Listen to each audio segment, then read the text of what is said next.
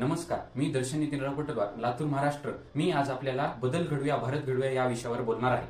आपला भारत देश खूप महान आहे, कृषी प्रधान आहे, पण आपल्याला अजूनही खूप क्षेत्रात सुधारणा करणे आवश्यक आहे. सर्वात महत्त्वाचे म्हणजे शिक्षण आणि आरोग्य. प्रत्येक मुलाला दर्जेदार शिक्षण मिळायलाच पाहिजे आणि प्रत्येक नागरिकाला चांगली आरोग्य सुविधा मिळायला हवी.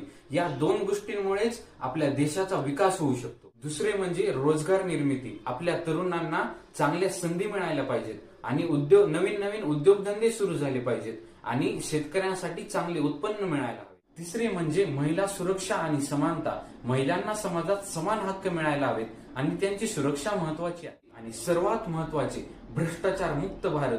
प्रत्येक क्षेत्रात पारदर्शकता आणि प्रामाणिकता असली पाहिजे. ही बदल घडून आणण्यासाठी सर्वांनी एकत्र येणे आवश्यक आहे. आपल्या घरातून, आपल्या शहरातून, आपल्या गावातून सुरुवात करूया.